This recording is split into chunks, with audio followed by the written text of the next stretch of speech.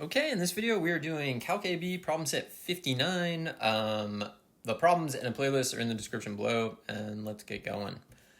For a right circular cylinder, volume is given by V equals pi r squared h, and surface area is given by 2 pi r squared, that's the top and the bottom, like the bases, plus 2 pi r h, which is the circumference times the height.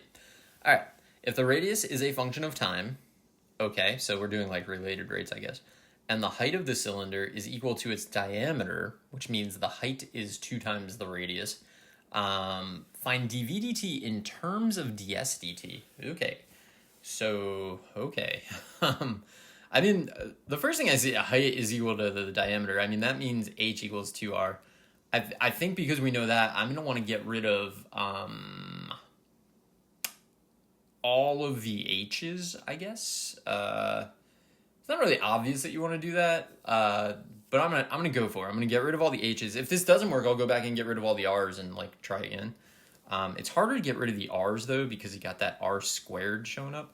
Generally speaking, you want to like avoid substituting for stuff like that. But let's do it. Let's get rid of all of the h's. So that means our volume, instead of pi r squared h, is going to be pi r squared quantity 2h, which is 2 pi r cubed. And then that means we can just find dv dt.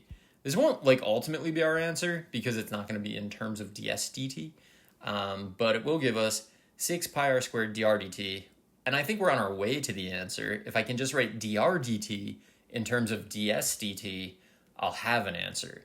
So to do that, I'm going to go to s, and I'm going to rewrite that with no h's. So s is going to be 2 pi r squared plus 2 pi r times the quantity 2r.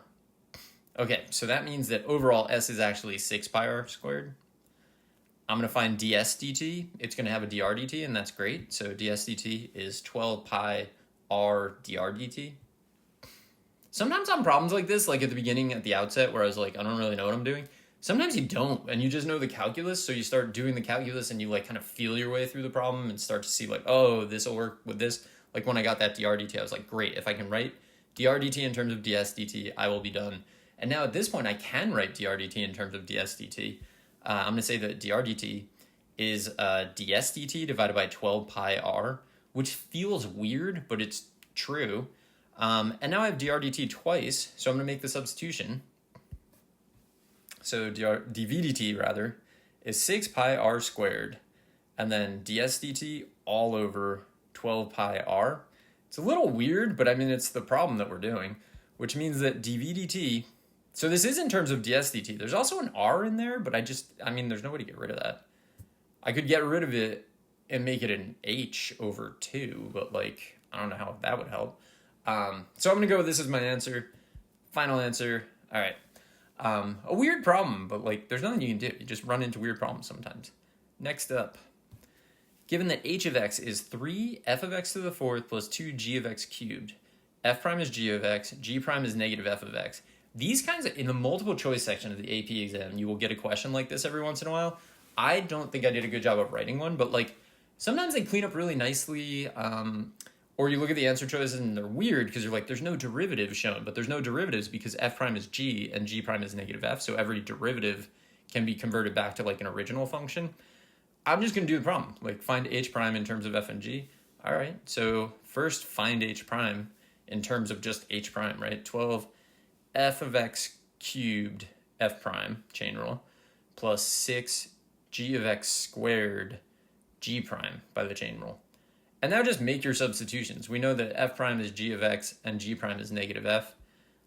So that'll mean, you know, when we make these substitutions, that we have this, substitute there, g of x, and then we'll have our 6 g of x squared, and we're going to make the substitution that g prime is negative f of x.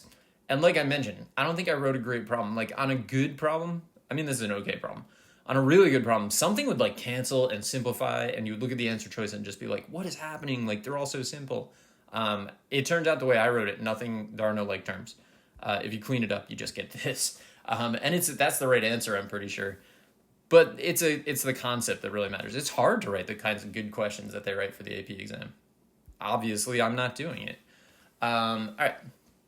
Given f of 3 equals 8, f of 8 equals 3, as soon as you see that, you should probably think like this is about an inverse, right? Because you're getting 3, 8 and 8, 3, and so like you have the possibility of being confused. And that's what the problem does. It tries to confuse you. F prime of 3 is negative 6. F prime of 8 is negative 5. G of x is f inverse, like I kind of just mentioned. Write the equation of the line tangent to g of x, which is the inverse function, at x equals 8. All right, so we got to figure out what's on g of x, what's on f of x, and then how do we get our slope? So I'm going to say g of x and f of x. Well, we definitely know that an x-coordinate for g is 8. So 8 something is on g, which means something 8 is on f.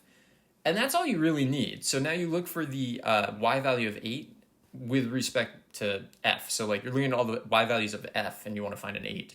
And you see it's there. It's f of 3, so that'll be a 3, which means g of x has a point 8, 3. Now the slope of g of x at 8 will be 1 over the slope of f of x at 3. So we have this. The slope of f of x at 3 is negative 6, so it's negative 1/6 is the slope of g prime. No, the slope of g at 8, or g prime of 8, is negative 1/6.